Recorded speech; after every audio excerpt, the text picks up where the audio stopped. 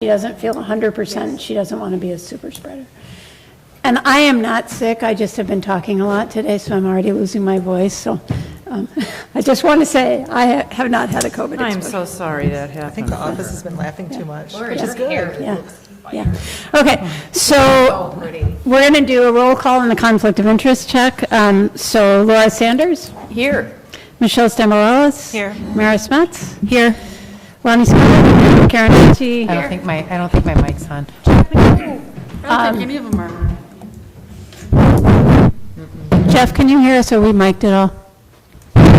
No. No. I gotta push my button. I don't think that matters. Hello? And Gretchen Driscoll is absent with notice, very kindly not exposing us all to COVID. So I very much appreciate that.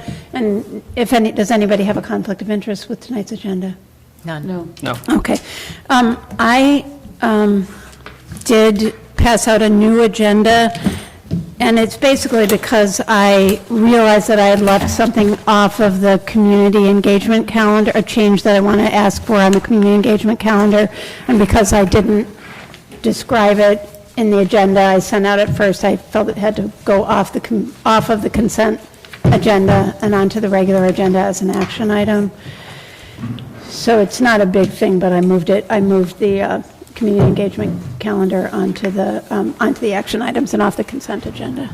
Okay. Did anybody else have anything about the agenda? Okay, so do I have a motion to approve the agenda? I'll move to approve the agenda. I don't know why I'm speaking in that. Yeah, it doesn't, Yes, as presented. Sorry, Jan. the new agenda, yeah. Do I hear a second? Second. Oh, sorry. So we'll say support from Michelle Stamouros. All those in favor? Aye. Any opposed? Okay, for now, the first call for public comment on the agenda items. Jeff? Good to see you all. Appreciate your continued efforts and work. Driving by and thought, well, that looks like a friendly place to see what's going on. Oh, that's awesome. It's good to see you. It's really good to see you. And any of you guys have anything you want to share in the public comment period? Nope, okay. Does it have to be on the agenda items? Mm-hmm. Okay, so then moving on to the new consent agenda. Do I hear a motion to approve the consent agenda? So moved. I'll second it. Okay, all those in favor? Aye. Aye. Aye. Aye. Any opposed? Okay, hearing none, then the consent agenda is approved. Community engagement calendar, the new one is just below the agenda in the supplemental package. And the only difference between the original one that you received is that we would like to move the staff and volunteer appreciation event back a single day from December 15th to December 14th, which puts it on Thursday, which we think is probably, we might get better attendance and be more convenient for people. So Karen is shaking her head. I can't, I've already have committed. I was just going to bring this up, that we need to send out a save the date or something, because, and I'm already booked December 14th, but that's okay, sorry. December 14th is when? It's a Thursday.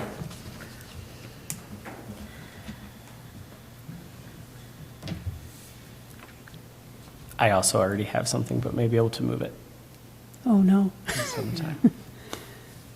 I'm good. What if we did December 7th? I would be.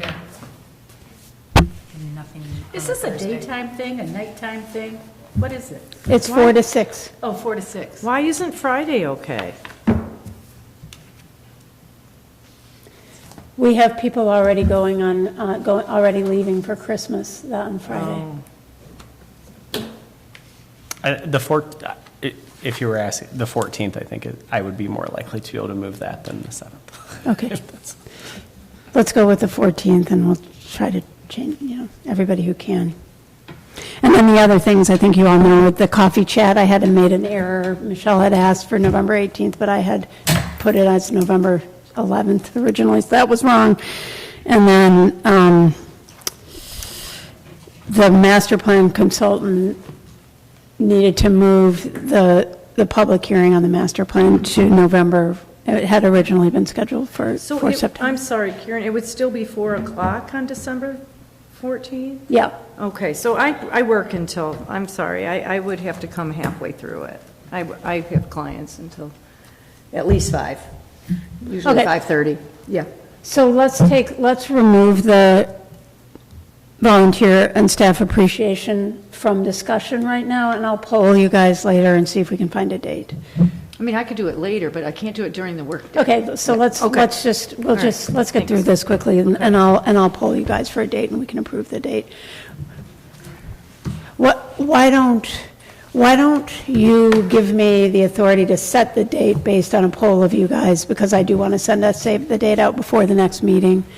So if you could approve the community engagement calendar as written, minus the staff and volunteer appreciation date, and make a motion to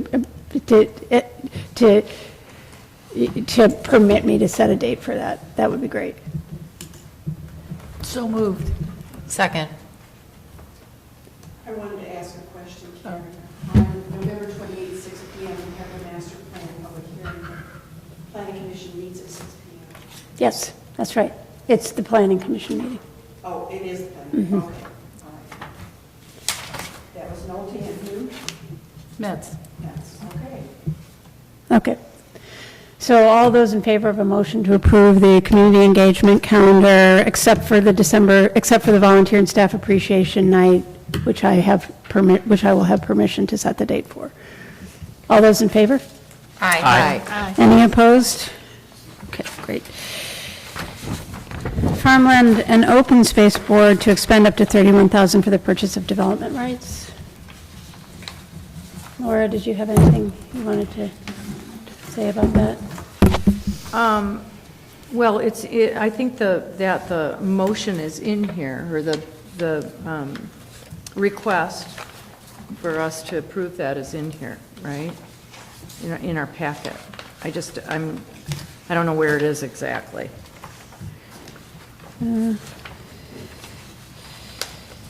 Even though I went through the whole packet. It's page 19. Page 19, okay.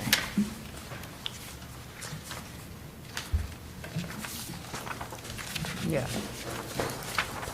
Yeah, I think everybody can read this. I mean, we have talked about it previously.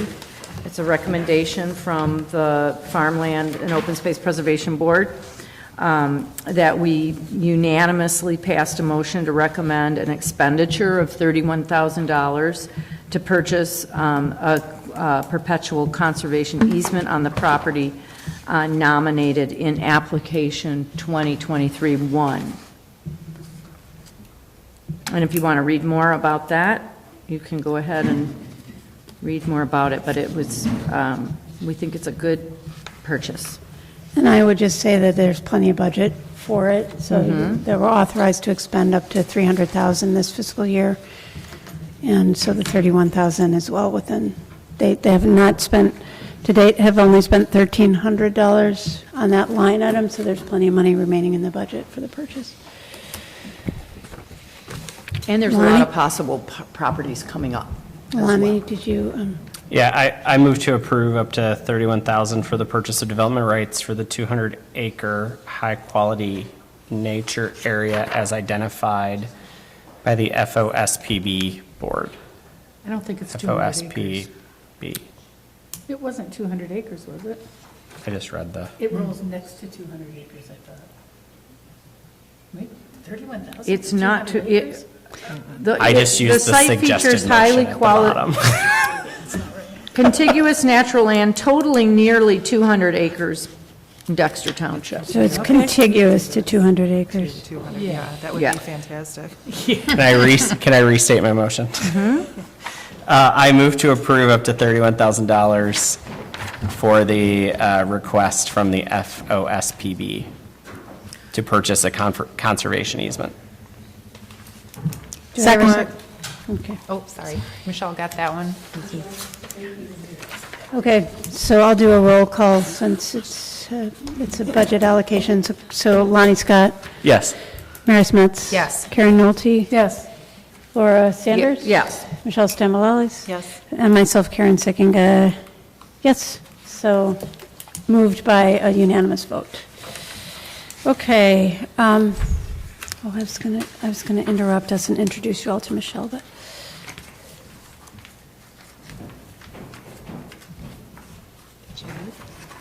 Is she, do you want to introduce her? We'll just do it at the next board meeting. Okay. Because I didn't want to interrupt anything, and I know the public comment is Okay. over, so I didn't want her to have to stay until like the very end, so, Okay, yeah, we'll just do it next time. okay. Board of Trustees rules. So at the last meeting, and now we're on page 21. So a couple of things since the last one. I did remove the order of business because some questions came up about it, and I thought, I checked in with Sinead. She said there's really no necessity to include the order of business. And I think it's good not to have it in there because we changed it up a little bit, based on if there's members of the public to let them speak first and things like that. So I just removed that. And then rather than adding the social media policy, because there was discussion about whether or not it was a good idea, Sinead gave us some suggested language for social media policy, which is on page 31. And so I did not include a social media policy either in the bylaws or in the personnel guidelines because I wanted to discuss it with the board first and hear if that's something that we do want to embed into the bylaws and the guidelines. And I'm going to kick it off by saying, having myself had a few weeks to think about it since it was raised, I don't feel like it's solving necessarily a problem that we're having. We're not having problems with our Board of Trustees or commissions or boards or staff or anybody out on social media using speech that is problematic for us. So I do continue to feel a little, to feel like I have a preference not to include it. And if we find that we're having a problem, maybe reopen it, but it feels a little uncomfortable to me. Having worked at the university as long as I did, and they don't have any rules like this, I'm used to free speech, basically, and so, I don't know, but I'm of course open to, I want to do whatever is most comfortable for the board. And I'm curious to hear what others think about it.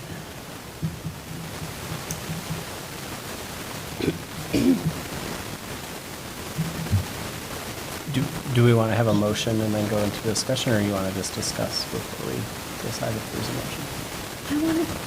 I'm not sure because it's not, because the default motion would be to exclude the social media policy, so do you want to just do it that way? I'm fine either way, I just don't want to, if we're just going into comments, I can do that, that's fine. I tend to agree. I actually, as reading this, it was also a little unclear to me because the policy that we're considering, and I know they're two separate things, but the policy we're considering are board rules. And that's because the personnel policy that we passed previously does not include elected officials. This is kind of my understanding.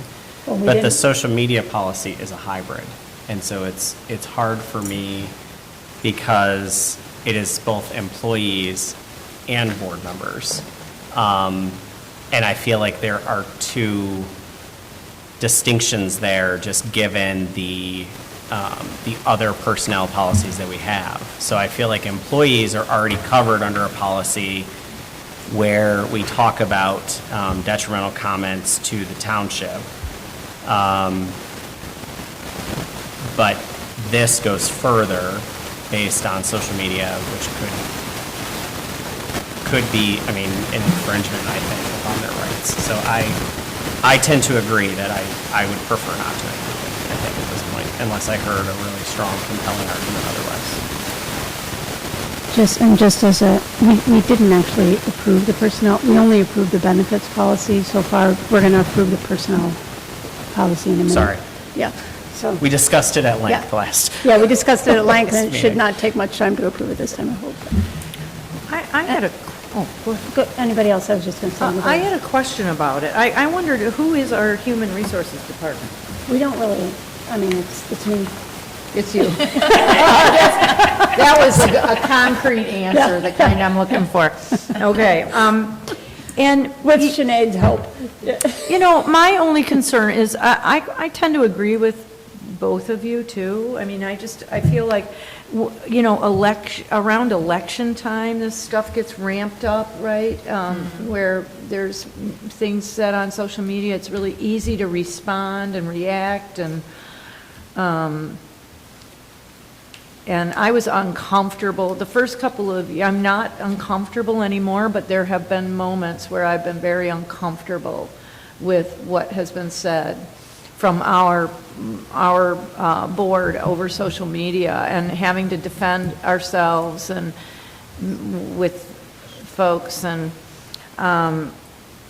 so, but I feel like it's calmed down, but I also know it could ramp up. Yeah. At the Botanical Gardens, we had a policy not about how the staff should present themselves. It was about how we should respond to social media. So we had a lot of friends on our Facebook page, more than any other department except athletics. Oh.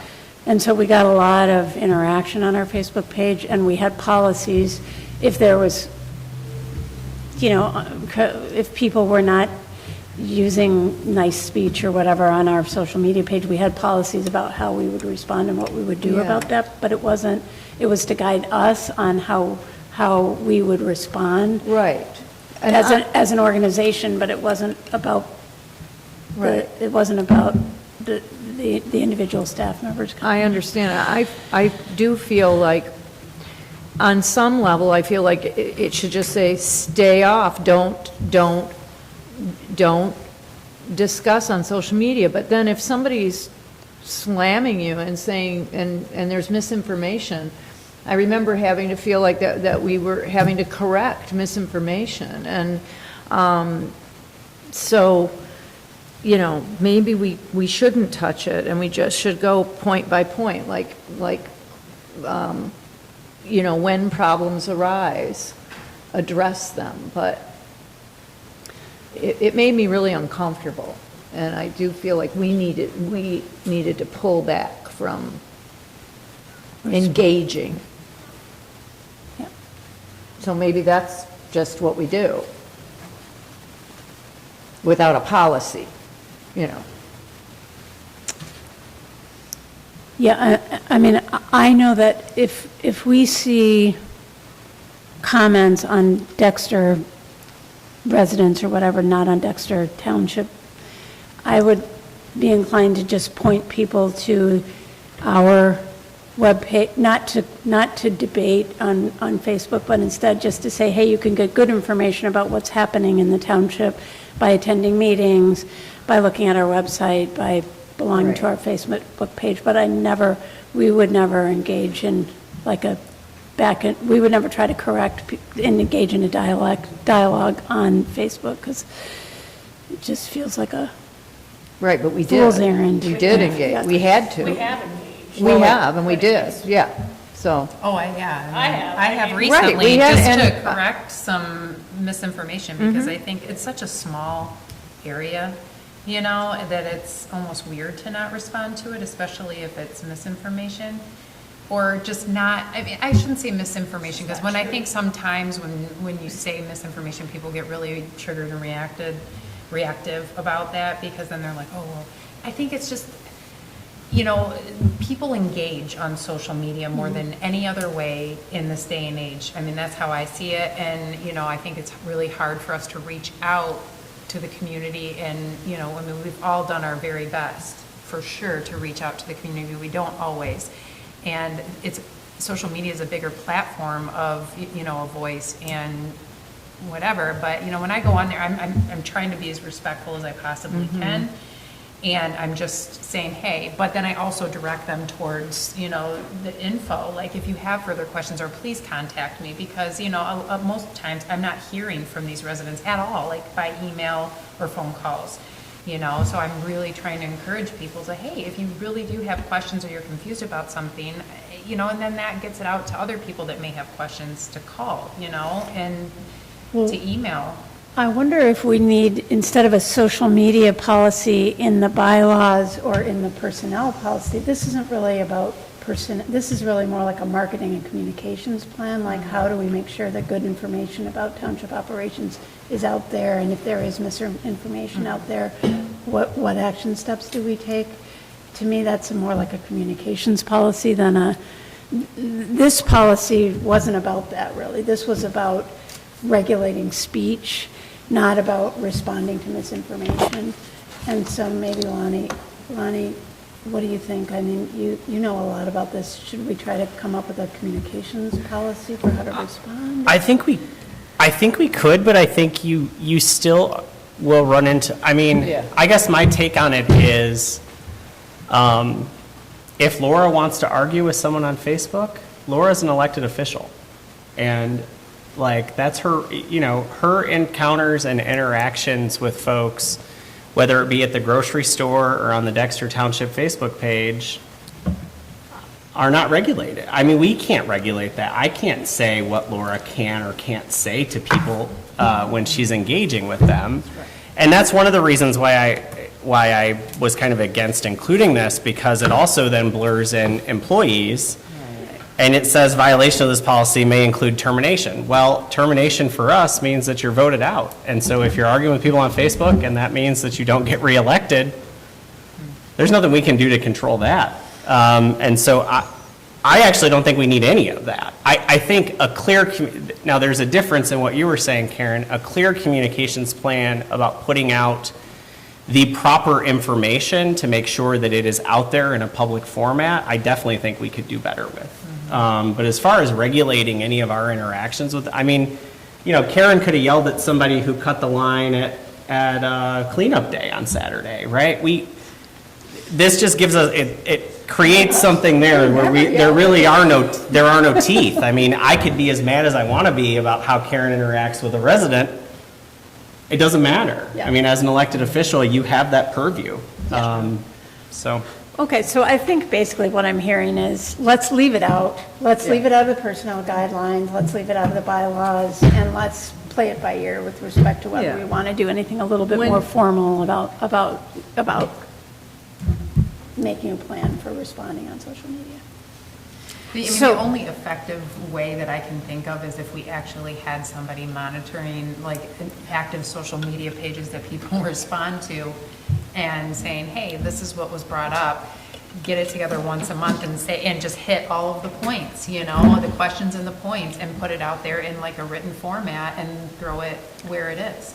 You know, I mean, that's the only thing I can think of. In the loop and and I think we do. But I know, but a lot of people, well, I mean, I just saw comments not too long ago that somebody's like, I don't, you know, I have no communication, or nobody's trying to engage me. I saw that. And I'm thinking, really? Wow, okay, so, but, I mean, we post, I mean, when we're posting about the cleanup day, they're going to the Dexter Township residents page. I know that I've seen it there a few different times, and if that person's on that page, then how are they not seeing, you know, I don't know. But I don't know how this all, like, gets, a lot of these comments that we hear there, they would, and no offense, Dexter Township residents, it's the same 6 to 10 people. yeah, that's true. They want a And reaction. They want a So I won't reaction, give that they're reaction. not going to be happy with that. They wanted a mailer, they wanted 3 mailers on cleanup. I mean, it's just, Yeah. they just want to. So one thing that we sometimes suggest is that you just shut off comments on your social media and just have it be a place where the township is. This isn't isn't our- ours. Yeah, this not is us. not, this It's Dexter Township Yeah. residents, somebody posts, and then other residents jump on. And- we Right, can't but if there's no control that. comments on there at all. Yeah. if there's no We just don't comments- control, We it's not our can't page. control, it's not our page. Oh, It's- okay, so it's not run. No, it's a public Yeah. Facebook page. Yeah. is what they're Like talking free about. public Facebook Yeah, pages. and guys, I think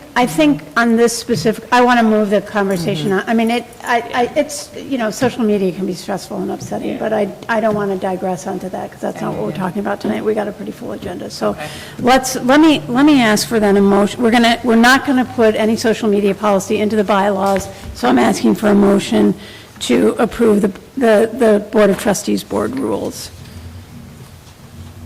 So moved. Second. Okay, so all those in favor? Aye. Any Oh, opposed? Are we going to have Well, do we want to have discussion? Is there any discussion about the board rules not pursuant to the social media policy? Good question. Good point, Lonnie. Wait a minute, let me look.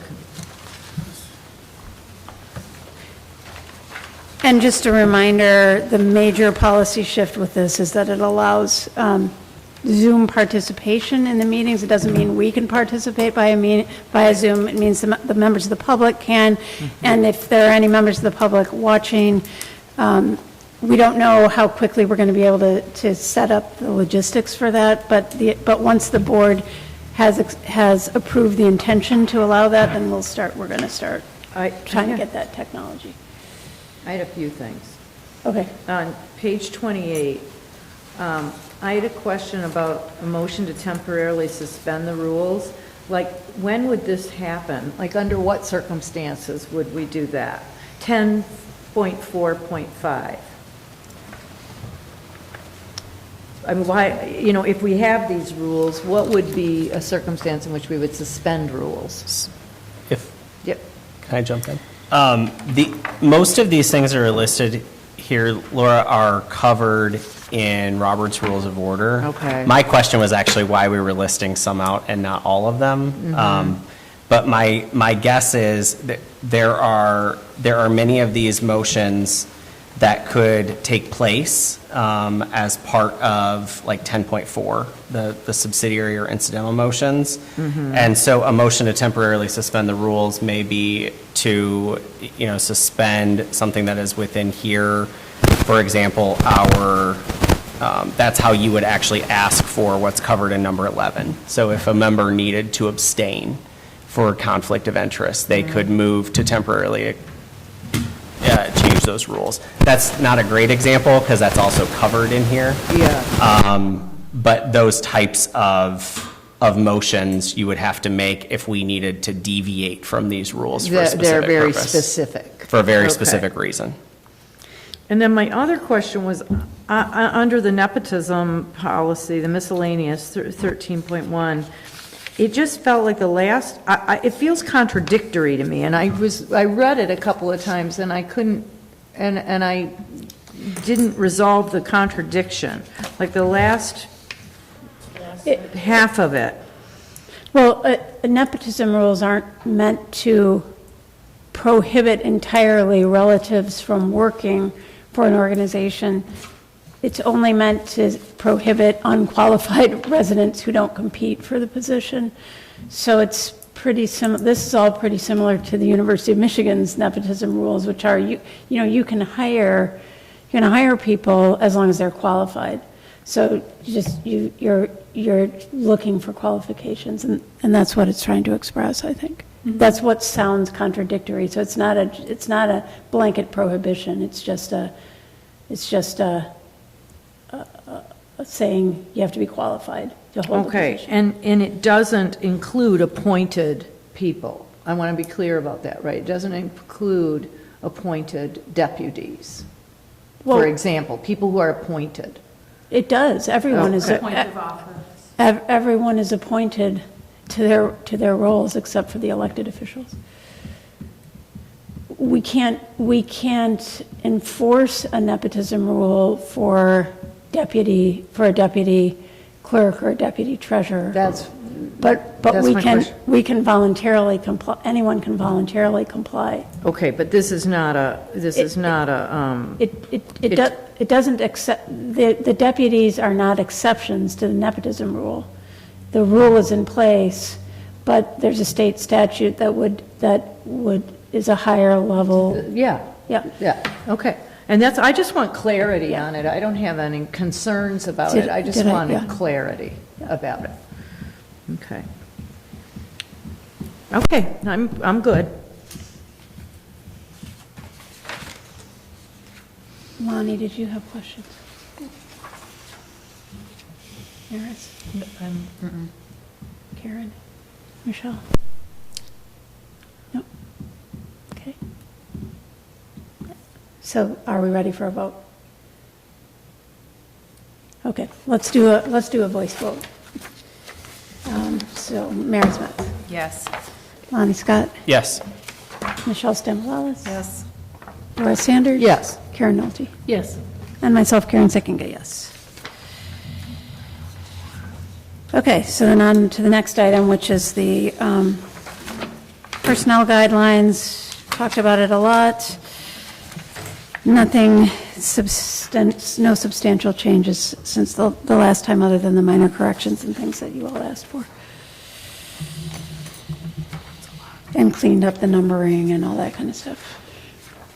And Sam did a very nice thing for us, which is she actually read it herself as a person that's going to be subjected to it. And she's told me today that she feels much more comfortable with it than with the old version. So, and had no comments, and she's a pretty thorough reader. So, Sam, did you want to say anything else about this? Or I just feel like it's a much better policy than what was in place previously, and it's a lot more comprehensive and progressive, and I think anybody coming on to work at Dexter Township will appreciate the personnel policy that we have in place. we did make one change, which is, we remember last month we talked a lot about healthcare plans and how they're superior, and you guys wish that we had a more robust health insurance provision. So we adjusted the language a little bit, and with Sinead's help, so that to provide for our preference to offer a health plan if possible, and if in the event that it's not possible, to provide the subsidy. So we'll continue to see if we can get a health care plan in place. So let's start with, is there a motion to approve the personnel guidelines? I'll move to approve. Is there? I'll second. And any discussion?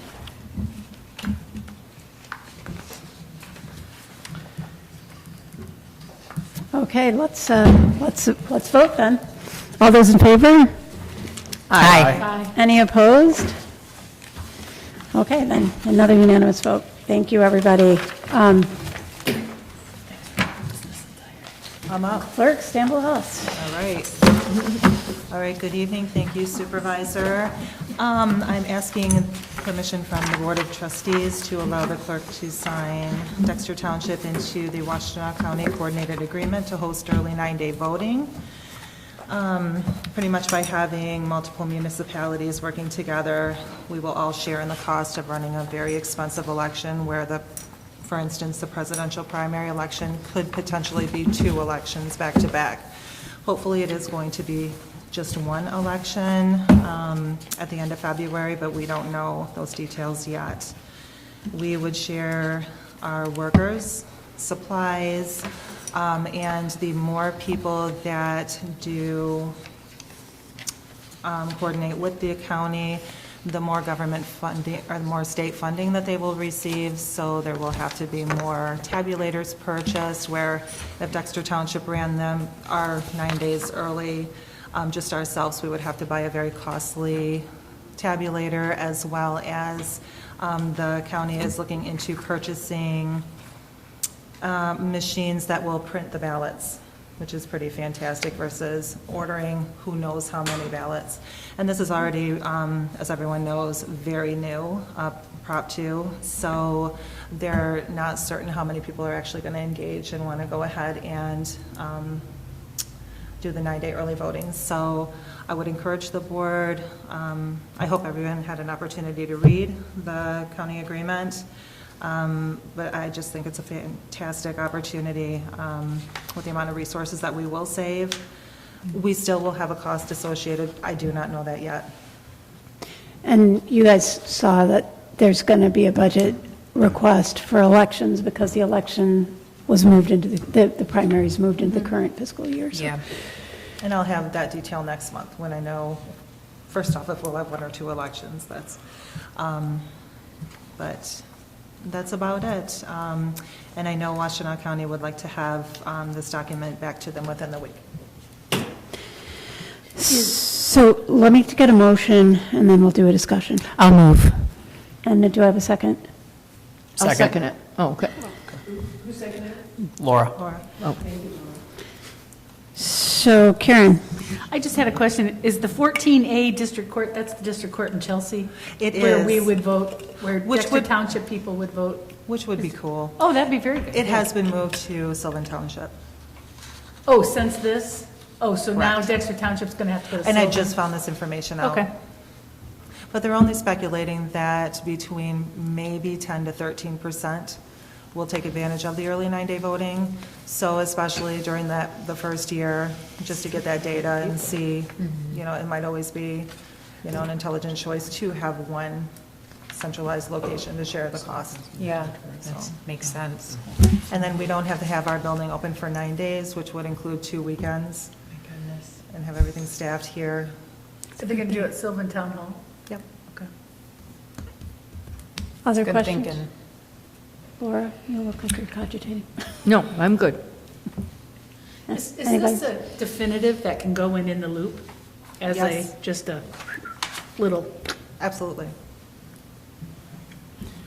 And then I think that's the case, Michelle, but so we're expecting in November to know, like, what our plans are too for election managers or any of that. That'll all be in the budget stuff for, like, Dexter Township's plans. Correct. We have to get working on that. And the Thank budget you. will be much different because we have invested in new ballot boxes and new equipment, so. And we don't really know what the impact is going to be, hope maybe the early 9-day voting Might change a lot. might reduce the day of voting, which would be nice, and, it would, I think it would have Yeah. in Chelsea. We just also have to cover postage, correct, for absentee return, which we didn't have to The do state- before? The state will.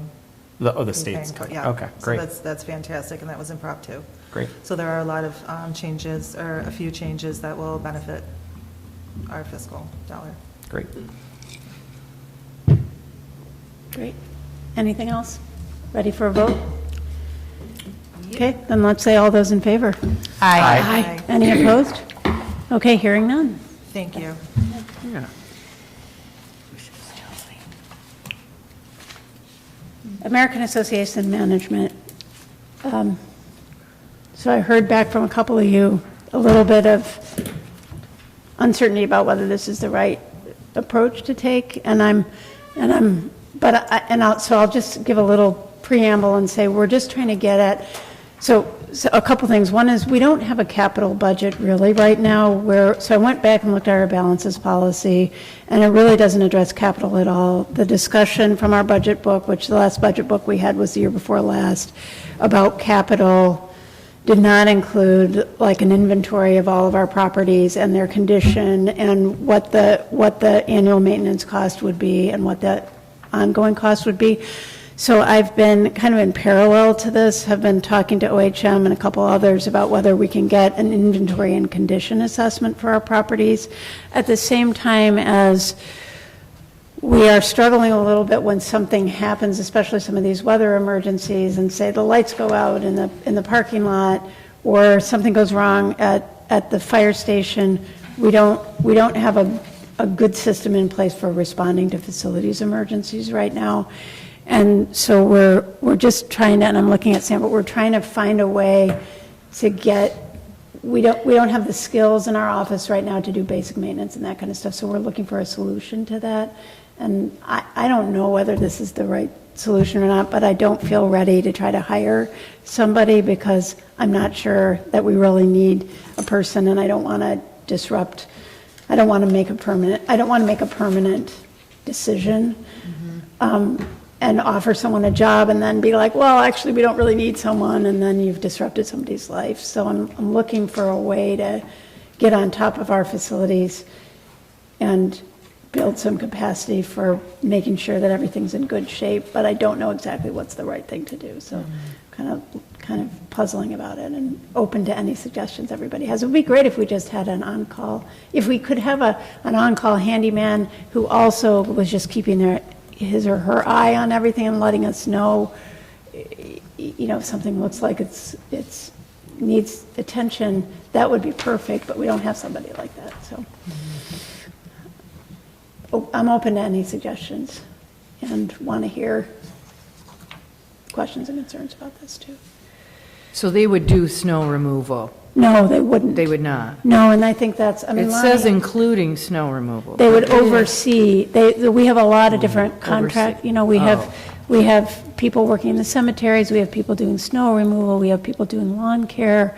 And when we had the generator breakdown and had people come in, so we have contractors coming in. We even have the road commission.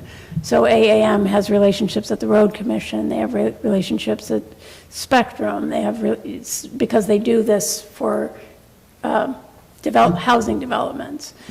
And so, today we had somebody emailing Karen saying, what's going on with the cable work relating to broadband? And of course, we don't know anything. We don't really have. Yeah. It's coming down my road, but that's not my question, that's not my comment. I just have a quick comment. So Michelle, you go ahead, because you. I just have a quick comment. So as a person who actually deals with property maintenance companies outside of Dexter Township in my own personal business, I find them, pretty fantastic when it does come to lawns, snow, well, at least in my She's talking business. about this AAM in particular was Michelle's recommendation. Oh, there's only a few to choose from, but there are two that are pretty fantastic in the area, but my personal experience is, they contact me right away. If there is snow left over, if it's icy conditions, and just being a person working in this office and getting those phone calls, and then some people know what to say, some people don't get back to them, they don't know who's getting back to them. So I just think when it comes to lawn snow, I know there's another limb that's hanging over one of our outdoor warning signs that's I just saw it the other day. That's something that I don't look at, but I just happened to see it. But if someone is monitoring things like that and just making sure that our furnace is up and running, I get the because we had an the issue last positive. year, wasn't it? Yeah. Yeah. And I get the There was positive. If our roof starts to look bad or whatever the case, if someone's doing that, twice a year maintenance for, all of, changing filters, emptying septic fields. So I get that we're not property maintenance person, at least I'm not. I'm the clerk. Yeah. I'm not interested in fulfilling that area, but to have a professional, I just wanted to put my 2 cents in. And yes, there are flags coming down my road now. But we won't digress onto that. Another topic. Yeah. So let's hear concerns and questions about this. Lonnie? I don't disagree with having a facilities manager at all. I actually think it would be a worthwhile thing for us to add to the budget. My preference is that that's a person that's here on a regular basis. I think, a management company is one thing where we are paying someone, but are they going to be here when the light bulb goes out? Like to do, someone on site is someone who's there to do those things. A lot of these things that we discuss, even in this proposal, are things that, the generator going out, or those are things that happen occasionally, not a regular service. So like the regular service that I see in this is like managing the snow and whatever removal contracts. Yep. I don't personally feel that we should pay an associate, like a management company for that piece. I think I too am, I like personal values wise would much rather have a resident, someone with a job here, even if it's part-time, to do this stuff than to be engaging an outside firm. But that's my own sort of personal bias to this. But I want to say again, I'm not opposed to having a facilities manager. I think that person is important for the upkeep of all of the properties that we have, of this building, of all of that.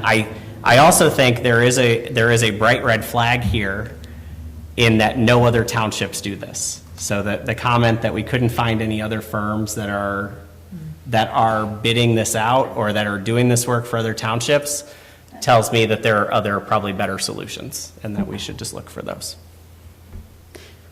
We're a little bit unusual because we're not big enough, like, Pittsfield or Ipsy or whatever, to have staff, but we have more facilities than, Ann Arbor Township, because we have the fire station and the 16 warning sirens and the township town hall. So most townships that have our population size don't have as many facilities as we do. So we're in this kind of weird, not big enough to have a staff person, not small enough to have no one kind of. So, Karen. I have to kind of agree with Lonnie on this one. And I see it from, I just feel like paying somebody $2,000 a month to manage our facilities seems high. Yeah. Where we're hiring another person, or we've hired another person. Once that person gets settled in, I don't see this any different than, it's a house manager. And, at my house, we have a house book. And that house book's a calendar, and it tells you when to schedule your maintenance for your furnace, and to make sure we get everything done on the right month. That's an organizational, to me, it's organizational. And why maybe we haven't done it in the last few years since we came in, I don't think it justifies really hiring somebody to do it. And I think once we settle in and create a book and create a checklist, maybe we do want a handyman. And I'm sure if we advertise for a Dexter Township handyman, we might find somebody that is willing to take on projects. Well, what if I'm talking to a couple of engineering firms and another kind of just capital, I think it's just a capital budget firm, about meeting the kind of minimum, doing a capital budget for us that meets GFOA standards, which is Government Finance Officers Association standards, and it's pretty prescriptive in terms of, you need a list of everything you have, and you need to know what you need to say what its usage is, and then what the condition is, and what the anticipated repair needs are. What if we start with that, which could then be transformed into a checklist, and then we can, That makes sense. and we can look at that, once we have our assessment of our facilities, and we can look at that assessment and make a more. Make a checklist. And don't we have a yearly contract on our 16 sirens? Well, I wasn't going to say make a checklist. I was going to say we can make a judgment about whether the scope of our facilities looks like it warrants having a permanent, a staff person, or like what kind of solution would help us move forward on all of that stuff. I don't think that, though, that it's a lot more than a house. So we need to devote some resources to it, and I don't know, we did add Michelle, so maybe between, now that we have additional administrative support, maybe it's enough, maybe not, I don't know, but what would you think of doing the condition assessment first? I don't have a problem doing an assessment of where we are and the status of things to get a capital. I see getting the status of things and the condition of things as outline our capital expense budget. Yeah, outline our. I'm pro that. I'm just not, it just sounds like $2,000 a month to manage the town hall and the fire station. Cemeteries really don't take a lot of management. Well, we didn't know what to, we talked about, should it be 1,000, should it be 2,000? Yeah. We just didn't know what to set it at. I have a feeling we would encounter a lot of blowback, and I think it's a lot. Okay, so what do you think, Laura? You haven't. I'm listening. I don't think I feel strongly, but I like the idea of hiring somebody that is local, that can be present as much as possible. I really like the idea of keeping it in our community. Yeah, is Ramiro available? Well, he could do some of this stuff and probably not. Wait a minute, others we of just it. approved it. No. But, but somebody like him, not necessarily him, but somebody like him, I think it would be a good piece of their job. Yeah. Right. Okay, So I'm comfortable just tabling this until we have more information about until we have our facilities inventory and. How do we get a facility? Do we commission AAM to do a? I'm already working on that. Oh, I'm okay. already talking to a couple of engineering firms and a couple of other firms, and I can talk to AAM about whether that's something they think they could do too, and I was going to get bids and see what it all looks like. Okay. And then I would be coming back to you guys next month to ask for permission to spend that money. And I would be comfortable with property management or just a person in the community, absolutely. Yeah. But just when it comes to a property management, I think $2,000 a month is high too, but I know the professionalism that comes with it. They make sure they're insured, the insurance is correct, all of their information is correct. And they'll. I just really want to see this assessment, you know what I mean? Like something like hardcore, like, just, this is what we have, this is what we need, this is what, and it just, I think that is a good first step for sure. Yeah, it makes sense. We're kind of putting the cart before the horse. For sure. Okay, so we'll set this one aside. The last thing, the last action item is this, we've talked about this a couple months, for a few months, that that $50,000 that we've allocated in the budget every year for, I think, the last 2 or 3 years for basically a facelift for the township hall. We got a bid from Proven and a bid from Dexter Builder. They're both above our budget, but we know that Proven is lower cost on a per unit basis. So what we're asking for permission to do is select Proven and then work with Proven to identify the highest priority items that fit within the $50,000 budget. And that would be probably setting a $45,000 budget and leaving out $5,000 for contingencies. So let me get a motion on that, and then we'll see if we have any questions. I'll move. I'll second it. So any questions or discussion on that one? And I did pass out, so the proven documentation, we knew when I produced the package that her bid was going to come in below Dexter Builders, but I didn't have the actual bid in hand, and that's what I passed out, so you guys could see the apples-to-apples comparison of their pricing. I have just a quick question. So do we already have new plans for what any of this new, or is this does not include a new layout? This is just the painting and the floor and the... Well, right, I mean, we have to, what we're going to have to do now, because both the bids were were higher than the budget amount, and to be honest, I'm not ready to invest $100,000 in this big plan. I want to talk to Proven about what can you do for us for $45,000. But I think from our perspective, yeah, we do feel like paint and floors are the top priority. We've talked a lot about making the downstairs area more open to the public and, furnished. I mean, it's empty. It's a big empty area with windows. But we want to put that on hold until we feel like we've built up our expertise and operational capacity before we start inviting people in and trying to manage that. So when we did the walkthrough with Proven and Dexter Builders, we walked through the downstairs area and we talked about the bathrooms and making that space more functional. But I think we all feel like we don't want to do that now. We have gotten feedback that this room is hard for members of the public who are hearing impaired because of the echoes, and you can hear the echo. So we are prioritizing accessibility of this room probably as the top priority, and then just aesthetic, just refresh on the look and the look, the paint and the carpets as the next priority, and then if there's anything left over. It's pretty sleepy, this room. For sure. It's like- The only reason I ask, and maybe this is a question for Michelle, is as we are, like I thought, part of the rebuild, I thought was also to include locked election storage, which was needed. So Yeah.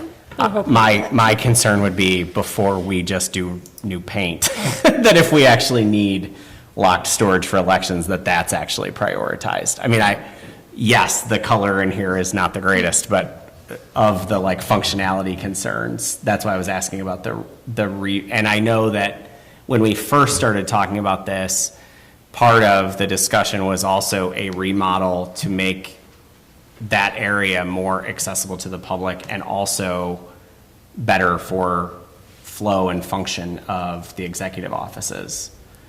So that's why and look, you all are here all day, every day, so if the carpet and the paint is the most important thing, I get it, but that just, when we first started talking about this, that wasn't my impression, that was the primary purpose.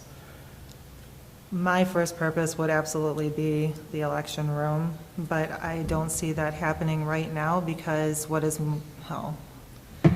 it is very important. I do need a space that is locked. We've had this conversation last year, and I was actually given authority to lock our old conference room, but now that room has become a room dedicated for workers. So I want to actually leave that off right now because I would prefer to know I have a dedicated lunchroom space for my workers, and a table can be put in where my room would be. I would love to have the room, but I don't see it fitting in this. Well, we can talk to them. Budget. I'm not sure that putting in the wall and giving her a locked, that's not, I don't think that part of it is high cost. I think it was. Yeah, I don't know what. Yeah, I think we can do that part of it within the budget. It was more like we were talking about moving plumbing and rearranging, and that's the kind of stuff that is Big bucks. yeah, we can't afford all that, but just to. Well, what is this right here? So the plumbing is $1,300? Well, I don't think we should pay too much attention to this because this is more than we can spend right now. Exactly. But He brought up a valid point. So right now I need to have a space that is more of a cafeteria style. So there's a sink and a kitchen, a sink and refrigerator that is in close proximity where, legally they have to have a close proximal area to eat. So where we're moving our conference room, I would need a sink at least down there, and then we could put a refrigerator down in that location, but. we're just moving our conference room to the back because it's bigger, to the biggest room because it's bigger. I guess my overall, I think if we need to do it, we should do it, and we certainly have the budget as we outlined in our last budget meeting. If we needed to make changes to we only budgeted the 50,000. I'm willing to talk about additional. My biggest concern is that we actually get done what we need to get done, as opposed to spending 50 now and then coming back later and saying, actually, we needed 76 additional to do the rest because we've got to do these other pieces that we wanted. Couldn't we divide it upstairs and downstairs? Yeah. Well, yeah, that's let's figure out what we truly need. What we truly need and attack it. Well, I promise you, we're not going to start the work until after the next board meeting. So if you could just give us permission to talk with to identify Proven as the contractor and work with them, and if the locked storage is the top, yeah, we can scope it to the whole to making the upstairs be exactly what we want it to be. See what that cost is. Come back to you, and we can talk about that. And we can ask for kind of two models. One is staying within the budget, and the other would be doing everything we want to do up here to create the flow that we want and the locked storage space and all that. Sam, did you have something? Yeah, I just wanted to point out that I think there is some stuff in here that we probably could remove, such as focusing on the basement, like painting the basement. There is a line item in here for the creation of the locked room for Michelle for Proven. So I feel like that's definitely not something that I feel that we would need to put on the back burner, but maybe like that painting the basement and maybe looking at a different type of like flooring or something like that. It could be, this is just my opinion, that Yeah. it could probably get modified, you know? And we also, I think, all have decided that we don't want to go with vinyl, with the wood look flooring, because it's too echoey, and so that's going to take off some money, some parts. So we're not really worried about losing much of the functionality of the budget, so, of the redesign. Up here, it's more that we were letting go of the basement. But I also wasn't sure that we would be able to do the moving the kitchen around. But we'll have to talk about that, it sounds like, so. But it would be nice to have a kitchen in a general area versus right in traffic with everyone around you. You know, Yeah. everyone would have a dedicated area. I'll just say it before making the motion. I would love for us to get all of the upstairs done. Okay, great, then. So like, if We that will means talk- next then meeting, we have we- to approve more money, let's We will talk talk about to them about getting the whole upstairs done. Upstairs done, All right. downstairs next year. So you're basically saying you want to give us more, and that's our consolation prize for not getting AAM, right? No, just if we need it to get it, it will cost us more if we do it multiple No, times it's a- than to just do it. It's a is good my- point, it's a good point. I would rather do all the upstairs one time than the basement. another. Yes. Yeah. I think we already had a motion, didn't we? Oh, sorry. This Yeah. was the discussion. Yeah. So anybody else, Laura, No, I'm good. Maris? Michelle? No. Okay, so are we ready to vote? Yes? Okay, so let's do a voice vote. I'm going to start trying to do voice votes for anything with fiscal impact. So we'll do a voice vote. So Michelle Stamoulis, Yes. Laura Sanders. Yes. Maris Metz. Yes. Lonnie Scott. Yes. Karen Nolte. Yes. And myself, Karen Stickinga, yes. All the action items are done, 1 hour. Okay, now the big discussion item is the millages, or the need for public safety funding, I should say. I'm trying to find the page number on that. Can I suggest we put page numbers for all of this stuff on the agenda, so we can flip to them easily? Maybe when, Oh, Page okay. 89 and 90. 89 and 90, why can't I find it? It's awesome that Sam has put in page numbers for everything. Yeah. That makes it so much better.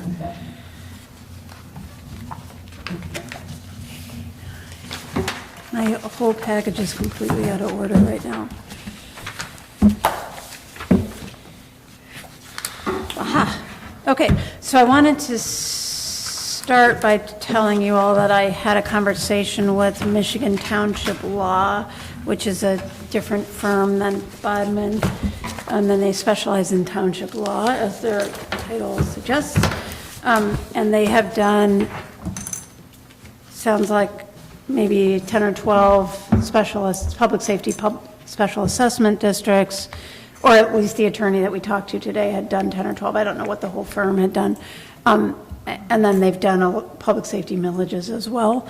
And I reached out to them because they've got just particular expertise in this topic. And so I met with them this morning with this gentleman from Michigan Township Law, and I wanted to share some of what I learned this morning that will supplement the materials that I passed out. So what he said is he feels like townships are getting away from millages a little bit because the SAD allows you to adjust up or down annually based on the forecasted expenses for that year, whereas the millage is a kind of fixed amount, so you collect a fixed amount. You know, it's a millage, it's a percent of the tax roll, and so if it's inadequate, you have to supplement it with the general fund, and if it's too much, you're collecting money that you don't need from the taxpayers. So what happens with the SAD is you just set up the SAD, and then every year the the amount that you collect is folded into the annual budget process, and it's based on the expenditure forecast from your public safety entities.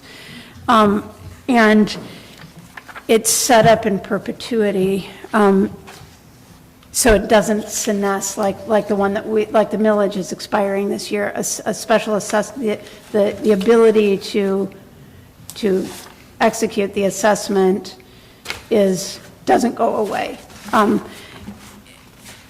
He also said that it's not necessarily recommended to have a fund balance in your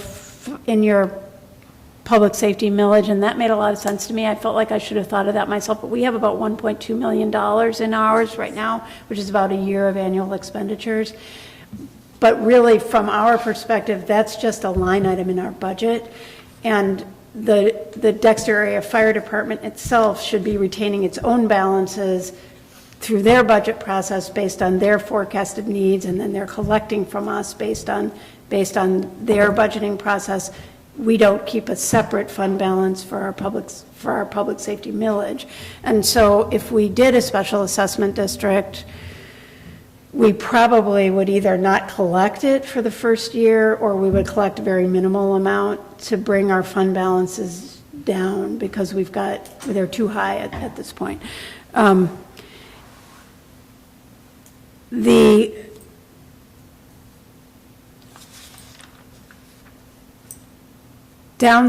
other downside to a millage is that you can so we don't control, and I described this in the write-up, we don't control the expenditures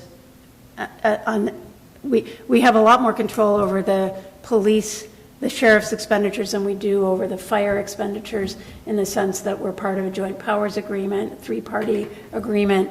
For the fire department, we are 2 members of a 7-person board, which consists of 2 representatives of each of the powers, and then 1 at-large member, which this year is John Scharf.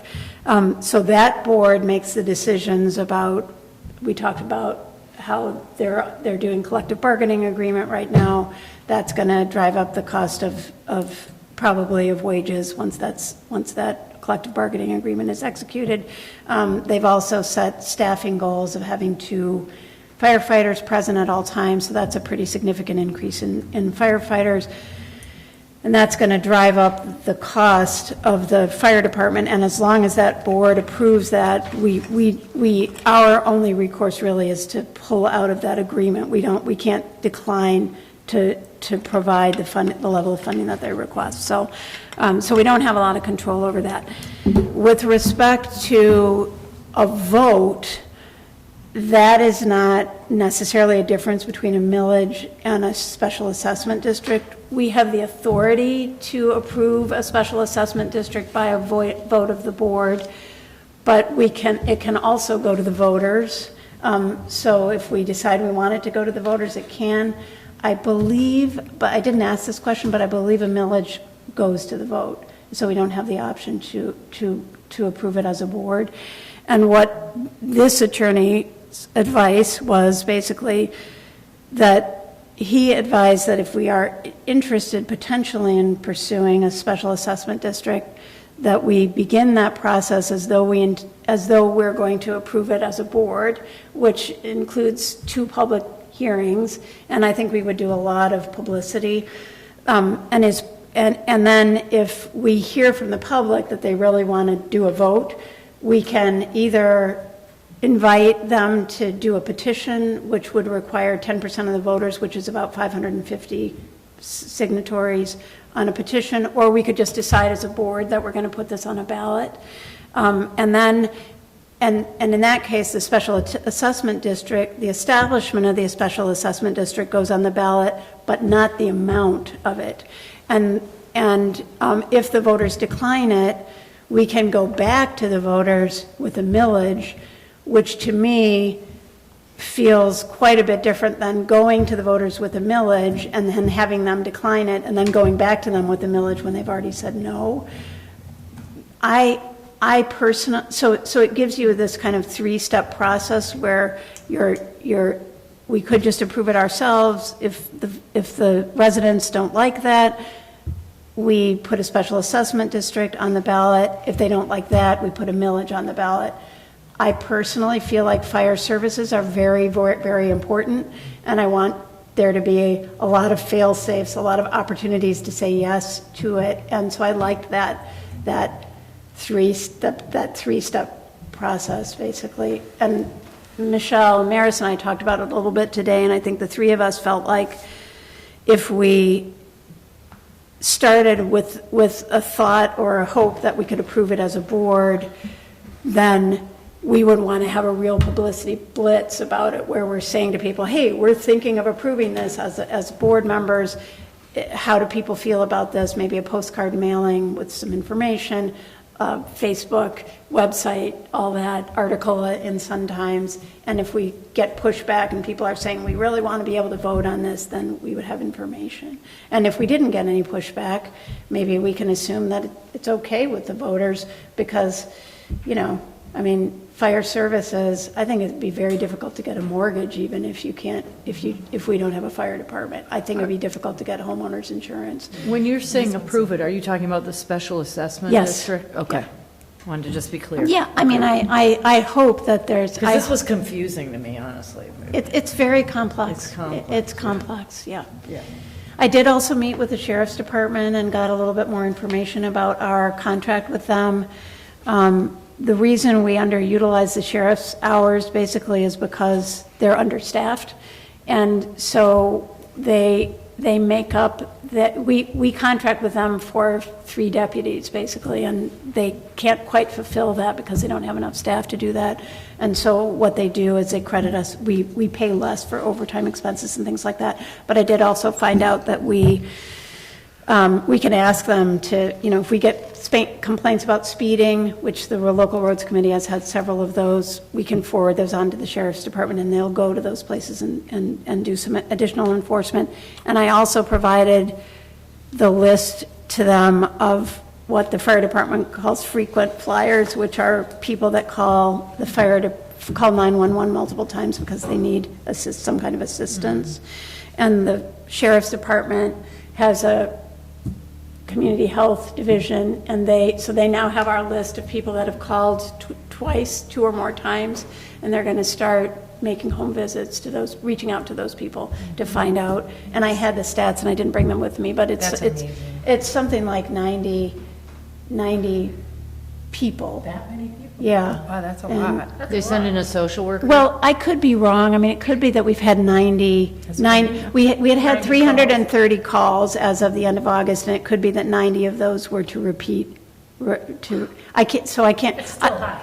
It still felt pretty significant. We do have a group home in Dexter Township, and that was by far the most. There had been like 15 calls to that or something. So like 5% of our total calls went to that group home, and 6 or 8 were Hudson Mills. So and then the rest, the next highest was 5, but one individual home had 5 calls. That could be my neighbor. In a month? No, in 8 months. Oh. Since the start of in 9 months. Oh my So- gosh, I thought you said a month. I was like, wow, that's. No. I'm talking about the year, I'm talking about January 1st through August okay. 31st. All this stats is January 1st through Yeah. August. So 332, I think, calls from January 1st to August 31st.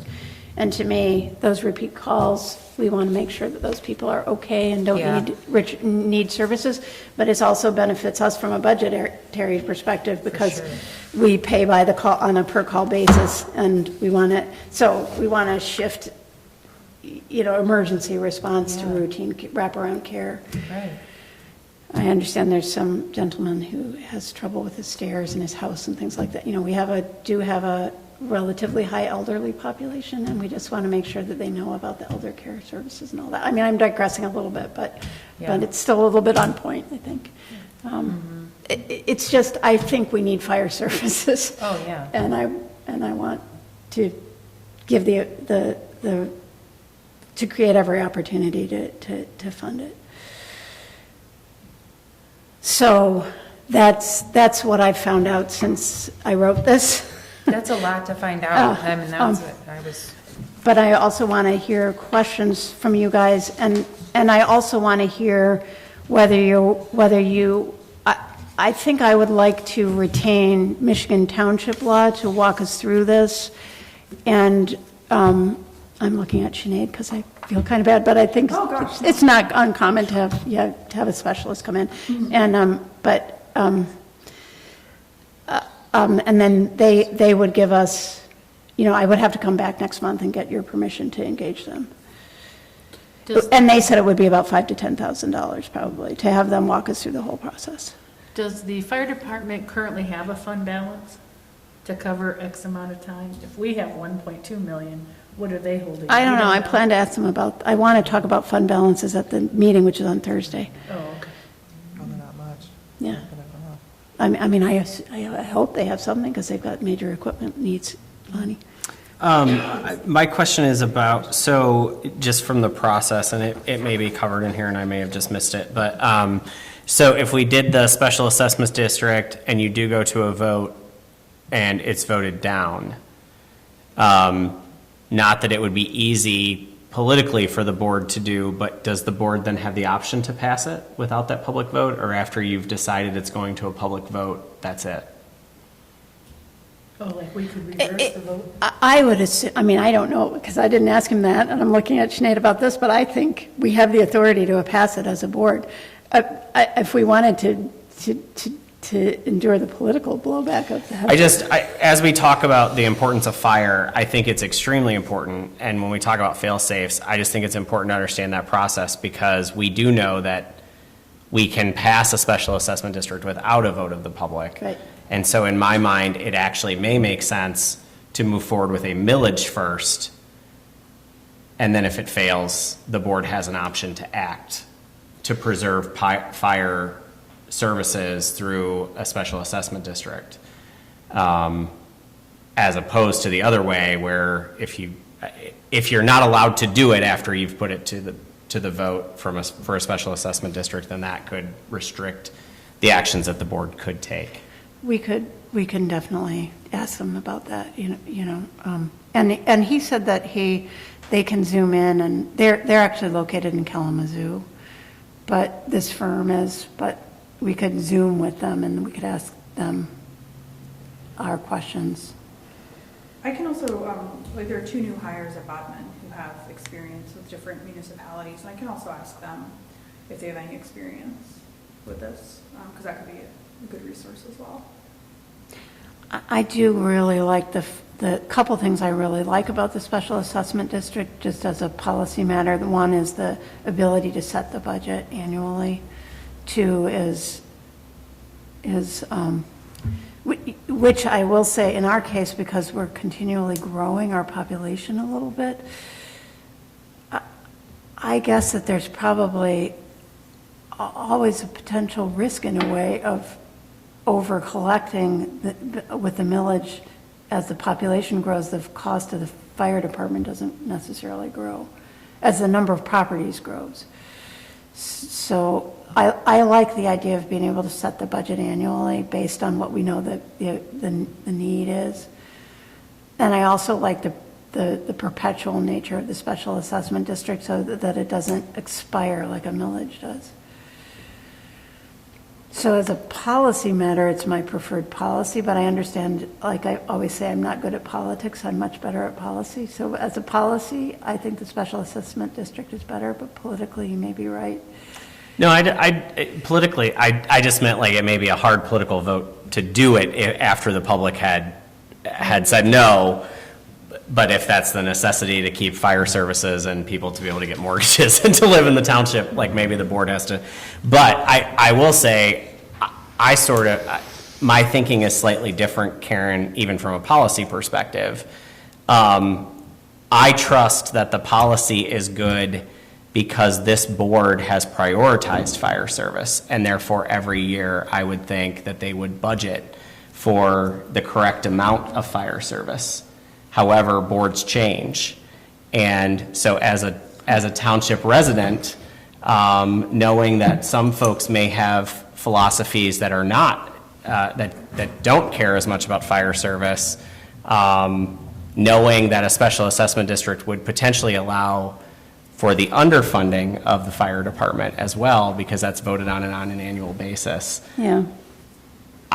I personally, at this point, I would like to get more information. I think it's a very, it's new to me. I don't know as much about the special assessment districts, but a 10-year millage is a 10-year millage, and that lasts at least 2 boards. And I think that stability, I think, is more what I would like, as opposed to knowing that any individual board is making the determination about our fire service every year as a part of a budget process. That's a good Yeah. point. Good point. But I do like the flexibility, knowing that this board values, if it becomes if it becomes the only way we can fund it, I like knowing that we have other options beyond the millage, because as I've said before, I am very nervous about putting this millage and the county public service millage on the same ballot, mainly for confusion purposes. And I did, one other thing I found out is that because the recommended millage amount is 2.95, although that might go down now that I have had this aha about the fund balances, if we went with the millage, we would probably, that 2.95 would go down, we'd prorate that and, reduce it, it'd probably be 10% reduction over, so maybe it'd be 2.6 or something. But it's still going to be higher than the current rate, which is like 2.32 or something. So according to Chris, our excellent assessor, we would have to put it on the ballot as a new millage because it's higher.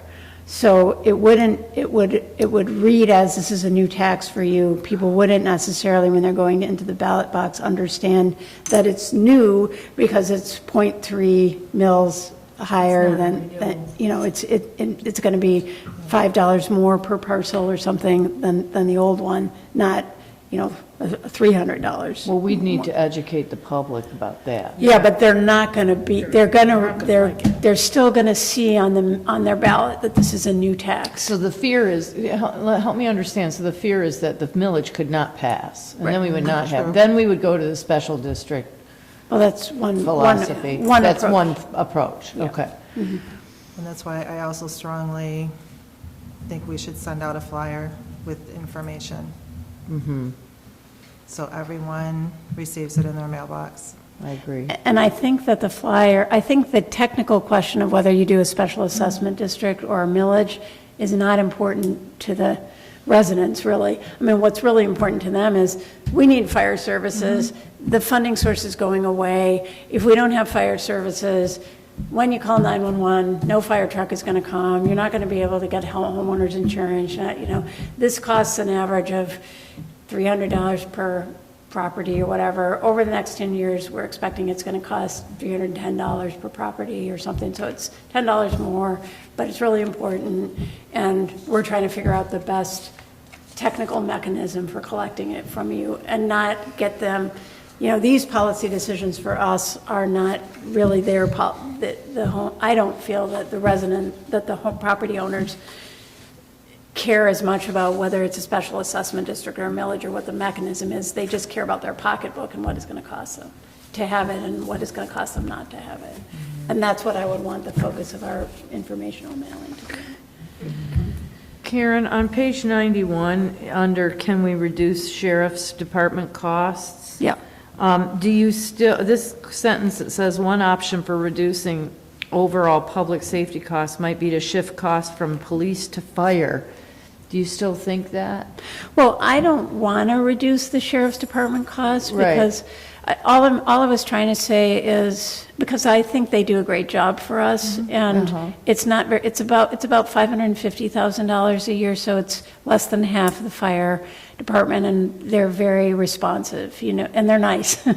they're Yeah, helpful, and they want to make they're supportive of our community and they care about the people that live here. I feel because it's a contract and not a joint powers agreement, we could say, well, we don't want 3 deputies, we only want 2, because if we as a board felt that reducing public safety costs was really important and we didn't want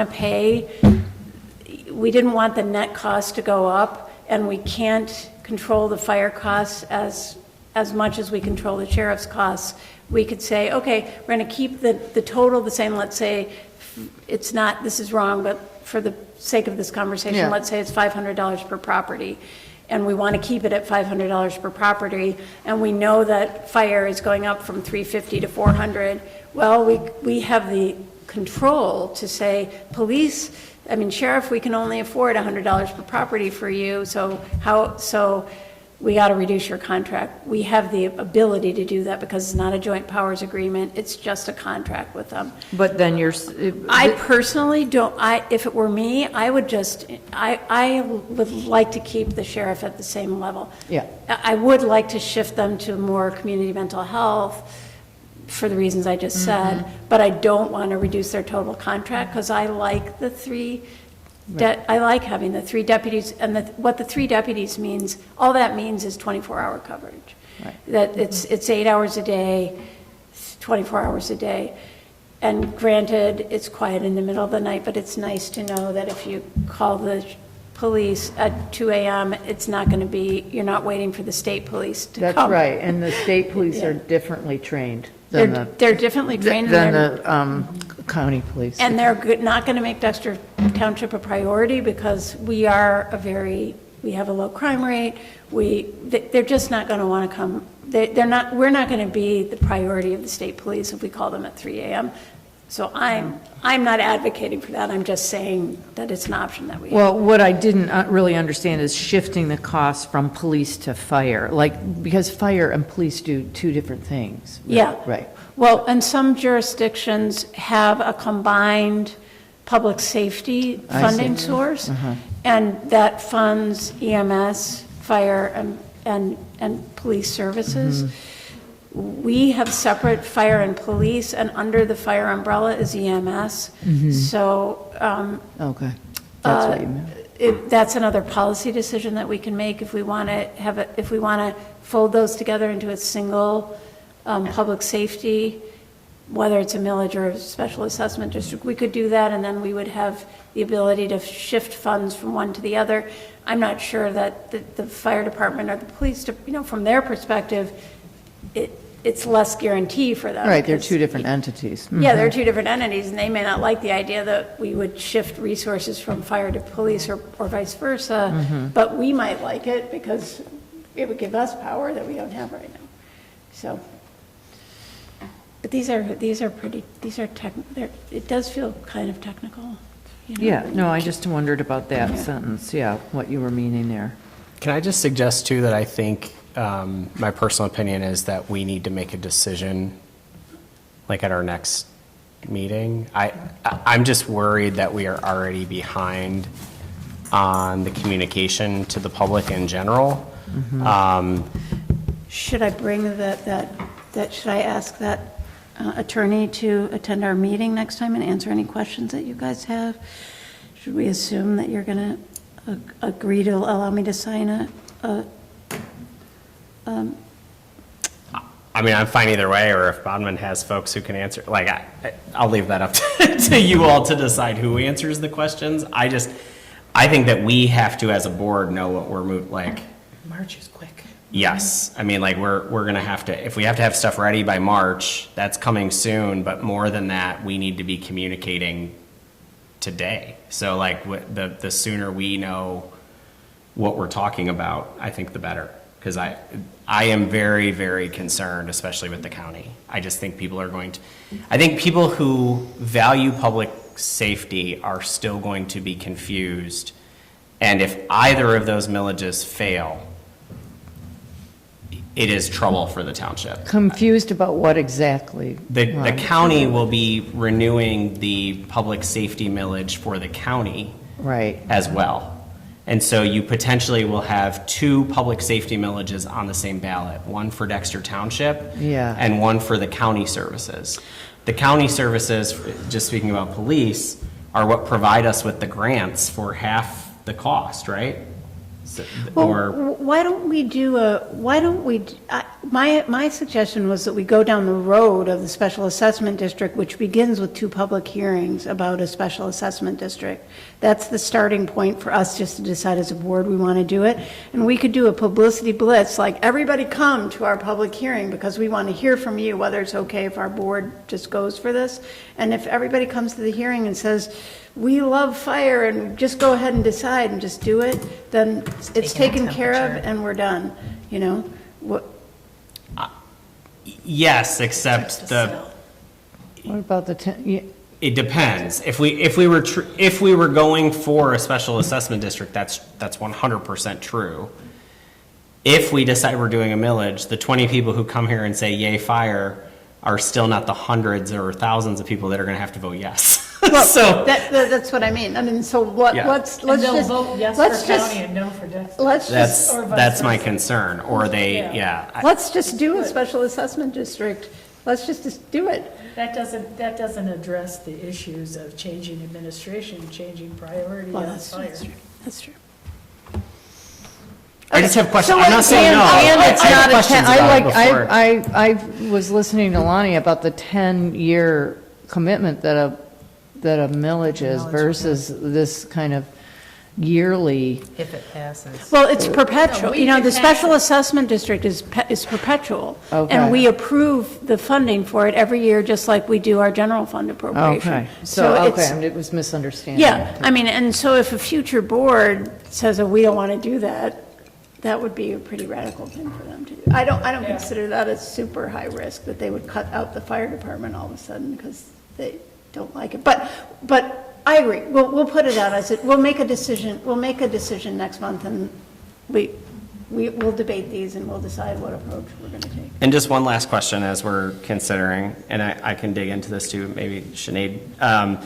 So if we are asking for the 2.99, that's an increase. 2.95, yeah. 2.95, but if we were staying the same, we could call that a renewal. That is correct. But we would then have to supplement with the general fund. Correct. Or a smaller special assessment How much district. supplemental would that Yeah, 1.2 million cover it for 10 years? Yeah, that's a good question. I don't know if we could do a small supplemental. Yeah, so it's another question. And I'll just work with Sinead, so we'll have an attorney come next month, and it'll be an attorney that can answer questions on the fly about this, and if Bodman has such an attorney, it'll be, you know, so if you have somebody that's done a bunch of these, then have that person come, and if you don't, then we'll get this other guy. I already sent an email to check. so. Okay, sure. Or if the fund balance covers that Yeah, difference the for 5 differential. years or however long we decide to set the. Yeah, I mean, I have to talk, before we get too excited about the fund balance too, I want to talk to Daphne. I'll do that on Thursday, and I'm not sure they're going to be able to answer my questions on the fly. But I'll at least introduce the questions, you know. And what we can also do, what I can do this month, maybe with Sam's help, is start putting together an informational piece for a mailing and maybe bring that for you guys to take a look at next month. So are there any, just a question, are there any local townships in Washtenaw County that you're aware of that do an SAD? I didn't versus- ask him that. It's a good question. I know that Webster has a single combined Yeah, they public have safety. And John Scharf was the one that said, told me a special assessment district is better. I mean, he was, but I don't know if, you know, that's his opinion. I don't know if he's prevailed on his board, you know, for that. I agree, Yeah, but I yeah. do understand the, Yeah. you know, it's the Yeah, vote. yeah. It's taking that away from, Yeah. Well, but this is extremely important. So Mm-hmm. it's a give or take kind of. yeah, we can vote on the special assessment district, but like you said, it doesn't guarantee a minimum level of funding. It's more uncertain. Which may be okay. I don't want you to think that I'm like No. saying I don't, like I have a lot more questions, but I also know that time is time is ticking, so. Yeah, I mean, this is I the last. appreciate all the information as well, Karen, all the Yeah. stuff that you pulled together. I mean, I this do is, too. this is the last thing on the agenda, so. But I would love to know if there are others that have had success with their community going with the SAD. Yeah, and he'll know, I mean, this guy, if he's done 10 of them, he'll Then be we'll able to know. tell us which 10. Was that in the presentation? That's a good question.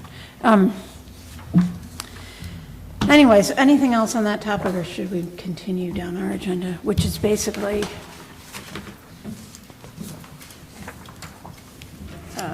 just reporting now, so that's the end of the agenda. My supervisor's report is just kind of warning you guys, you know, I love budgets, and we're getting into budget season, and I'm going to be doing a budget book, and I'm already working on the budget book, and so we'll do our first budget meeting in December, but in November, I wanted to have a discussion like this, because I know that I'm going to be introducing some changes in the budget format, and so I was just warning you guys, this is coming. We got that. And then the compensation committee is galloping down the road because they've got to get a recommendation to us really quickly, so. Oh, yeah. So, any questions about any of the reports? Where is the conference? The Michigan Township Association conference? I believe it's going to be in Traverse City. Okay. In Grand Rapids usually? What's that? Oh, I thought it was in Grand Rapids usually. Traverse No, City. Traverse City is that's where the whole are you talking about like everybody? Yeah. Yeah, MTA has So, the whole. you know, conference. I would love to have everybody go. I think it's a great educational opportunity. I would like to have staff come too. And I think it's also team building to do conferences like that and get away and really be able to think about policy matters and a little less about the day-to-day. So I hope everybody marks your calendar, and you know, we're budgeted to do it, and we've never done it. So those professional development budget lines have gone unutilized every year, and I would like to change that. So, and it's Traverse City. It'd be great. Any other questions about any other reports? I will, so in your package was the sheriff's summary report, and, you know, I'm trying to get the package to you guys at least a week in advance, because one thing I heard is with these big packets, it's hard if you don't have enough time. But it does mean that information trickles in sometimes after the deadline, like this sheriff's report. So I'm going to assume that you prefer the package to go out sooner and get a tiny supplemental package rather than wait until every little piece is in place. So I'm just going to go down the line then and see, well, what do we do at the end? Do we do, Motion to, no, public comment. for public, but do we, oh, no, so a call for public comment on non-agenda items. Actually, I already kind of walked up here and talked to you guys about this, but I actually just wanted to make a public statement because it's really important and I appreciate the support. Alicia, is the green light on the microphone? It is now. Thank you. I wanted to thank the township and specifically Karen Nolte for another successful township cleanup day. It was really great to see all the stuff that people were getting rid of. And Michelle, I had no idea. There's so much styrofoam out there. Styrofoam world. I actually thought we were going to put your husband on a milk cart. It just kept coming. But I just really appreciate that this board's dedication to keeping our township clean. And I just want you to know it doesn't go unnoticed. Aw. Thank you. Thank you. Thank you for volunteering too. Oh, I'm happy. And wearing a hat. And and I'm going to echo that, Karen, fabulous job, Michelle, great job. Both of you. Sam, Alicia, thanks for coming and standing out in the rain. And everybody, you know, all the trustees, Laura, Lonnie, everybody who was there was awesome. Great. It was fun. Jeff, we didn't see you there. We'll tag you next year. I had nothing to get rid of. No, volunteer. And thank you to the two volunteers. They stood out, Hannah and Lydia. Oh my gosh, they were just absolutely fantastic, adorable. Little kids. Yeah. We got a picture of Hannah in a witch's hat. Oh, good. That'll go in the newsletter probably. Yeah. She's already reached out to be an election worker, which is Great. fantastic. She old enough? She's 16, so she'll be almost 17. Oh yeah, Yeah. she's on her way. Yeah. Great. So any future election workers listening tonight, if there's any Yes. members of the public watching? Especially young ones. You have kids out there, it's great for resumes for college. It's their world, their world. I do have one thing that I would like to say if we're there yet. Well, let Sorry. me just make sure that there's no Janice, Sam, Jeff, Sinead. That was public. Okay. So then, yeah, let's go. Other issues, comments, and concerns of board members and staff. Michelle? Okay, I don't have any concerns. I just wanted to let the board know and the residents, if they're watching, that I will be hosting another elections chat with the clerk on November 18th. Same time, 11 a.m. 25 members actually did attend. It was very fantastic.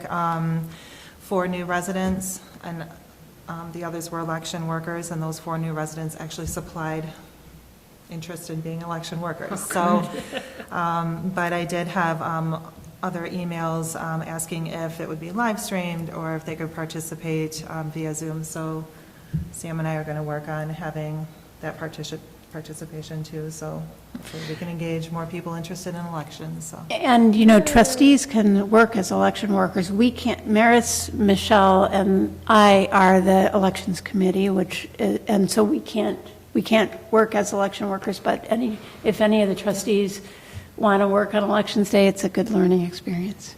I haven't done it here in Dexter Township, but I've done it in other places. And note that Michelle is staggering shifts that you don't have to Correct. work 16 hours. So you don't have to put in the 16 hours, maybe plus or negative, most of the time plus, but, so. Great. Laura, any concerns? Nope, or- I'm good. Karen? Thank you to everybody for cleanup day. It did turn out to be our largest dollar collection fund this year. So I think we have enough volunteers that it never seems busy, but we're busy. Like we're moving the volume through, but It works a lot better than the first time we did it. I mean, it really just moves very quickly. yeah, and we have probably 10 extra volunteers than the first time. So it seems like you're not busy, but we're still moving the traffic and collecting, and we'll share the weights of everything once they come in. you know. It seemed busy. It was like a steady stream. Yeah, of it was people. good. It's Yeah. just crummy weather. Oh, my God. but- It was the worst. But thank you to everybody. And then the other thing on the broadband, why I was gone, it has started. Spectrum is starting to install in Dexter Township. And I'll be releasing an email on it. I started catching up today since I've been gone and everything. And I'll be releasing an email to everybody and to the township on what's happening with broadband. But Charter is currently working. They're currently installing the fiber optic. I was wondering, because you said white flags, Michelle. I saw utility workers on Toma Road the other day, near Stinchfield. Thomas Oh, okay. Stinchfield, That's good news. North T, they're coming in. I mean, I'm Mercury fine hasn't where I'm come at, in but I yet. know Stinchfield is Well, bad. Karen, congratulations on that, too. That's awesome. Well, it's county is really. Well, but you did a yeah. fantastic job, getting all that So, information. yeah, we got to come down with a way for the residents to know when it's installed and when they can contact the cable company. Wow, that's And we want to follow up with the 300 people that we identified that didn't have it to make sure they have it, they get it, that they're aware. So that's in a process And- coming down the road. Do you want to say anything about the single hauler? Yeah. So Karen was nice enough to raise my hand. Because whatever I ask her to do, she does. So I keep asking her to do stuff. So, they had a meeting while I was gone, and then the next meeting was the day after I got back, and let's just say I was a little jet lagged, but we've had a couple meetings now. We're meeting twice a month. I just got in the email today was a possible ordinance for our trash for the township, a review, which we'll send to legal, we'll send to everybody, and we'll be discussing next month, but getting ready to get an FRP out to go out to the bid. RFP. Oh, RFP, yeah. To go out to bid and all the conditions we want within the single hauler, recycling, compost, all that. So that's actively in process, in probably 6 weeks, 8 weeks, it should be ready to go, is the timeline. The timeline is before the end of the year. And then, so that's happening, and I'll type up a little thing on that. I don't know yet, but it looks like Multi-Legs voted while I was gone. They voted to approve the expenditure of $180,000 for the hill cut down. And I did reach out to the road commission to talk to them about that, and they haven't got back to me, so I Okay. do need to circle back to Okay, them on but that. it's in motion, I guess. I have a board meeting this Thursday, so I'll update after that. And we're also launching Wednesday afternoon will be the first meeting of the Linden Township and, God, my brain's dead today. Linden Township and who else? Sylvan? No. No. The water. The river. Oh. God, I'm dead. Well, it doesn't, We're getting together to start talking about groundwater safety and looking for grant money for our sewer system. So we're putting an interlocal thing together. to Huron apply River. for that community enhancement fund that we tried to go for last year, but Yeah. we were too last minute. We were too last So we're minute. trying to be a little bit more And we're planful, getting with working Georgia- yeah, Georgia with from Debbie Dingell's Dingell's office to office. try to bring in some money to extend the sewer infrastructure To stabilize it, to get new to protect the customers. source water, which is. And we're working with Linden Township, will join us on this. And it would be so great if we got that. It'd be so nice. Yeah. Lonnie? That's my week. Can Yeah. I ask a question Karen. about single hauler? Sure. No, Okay. let's not do discussion about. Well, I just links. wanted to ask Karen since she went to Ask me about, after. it's fine. Yeah. We'll have a whole discussion on it next. Oh, week. yeah, there's going to be a lot of discussions. Yeah, yeah. It was about the recycling, it's all good. Oh. I just wanted to know where it would go, or if you would be able to ask that during the meetings that you attend. Oh, you mean where it would go once, that would be dependent once we go out to bid. Okay, but could we specify WWRA? Yeah, that's the conversation. Thanks. I have my first SEMCOG General Assembly meeting as our representative next week. And just for board members, SEMCOG sends a ton of emails with resources. I've been forwarding those around to the relevant committees. There were some that were just sent out last week that there are some funding opportunities for the Roads Committee, wastewater, as well as the FOSP board as well for some of the funding opportunities there. So those are things that pop up, and I just wanted to let everyone know that I try to forward those out when we get them. They also host a ton of webinars about just about any other issue. So if those are relevant, I'll be sending those around to you as well. And then I just want to say a big thank you as well to Karen. This was my first Dexter Township cleanup day. And while the weather was not ideal, even standing out in the rain with everybody for 4 hours, I had a blast. It was fun. It was a lot of fun. It's always fun. And I did hear from some residents, there were at least 2 people that told me that typically they sit in line for hours at the Washtenaw County event, and they were very thankful that we moved everyone through in a matter of minutes. So. I forgot something. I forgot 2 things. A, if anybody has anything for In the Loop, I'm getting ready to publish by the end of this week and In the Loop, since I'm behind on that.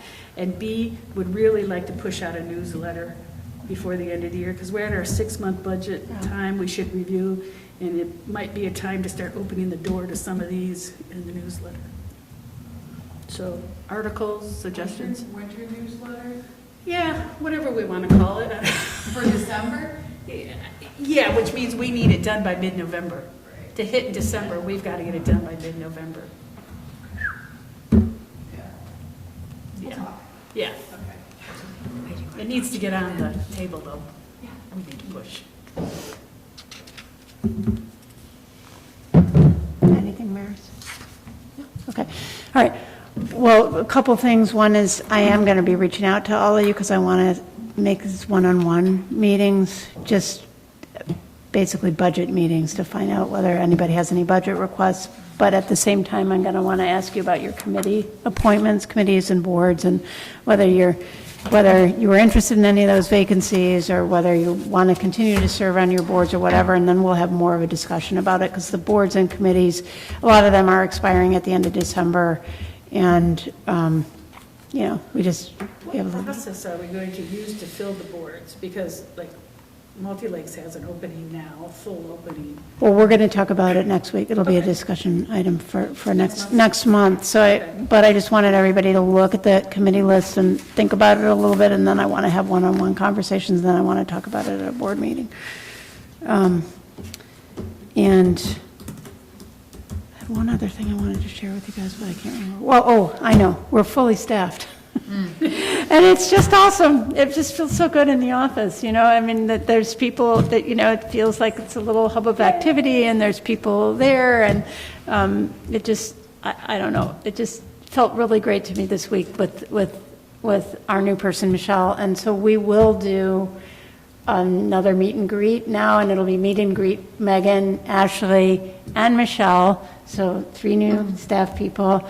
And I think we're going to paint some of the paint colors on the wall and do a dot. Everybody can vote on which colors you like the best. And so look for that invitation for a lunch just to meet everybody. But it feels really excellent to be a fully staffed.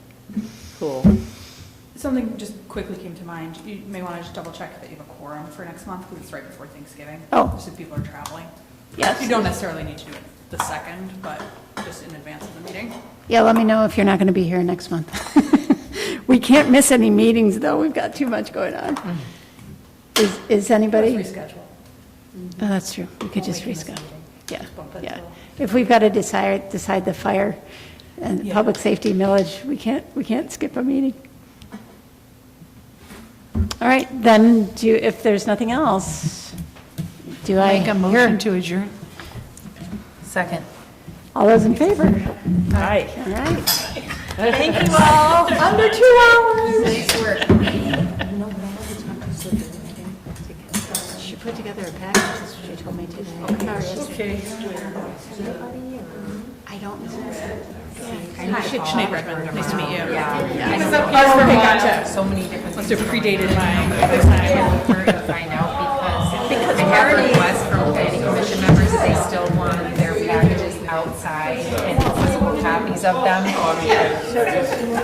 So Matt mentioned that to Sam. And Okay. Marty had hernia surgery, so he's not. What is that like? That's why. Still here. So he's been out. Okay, all right.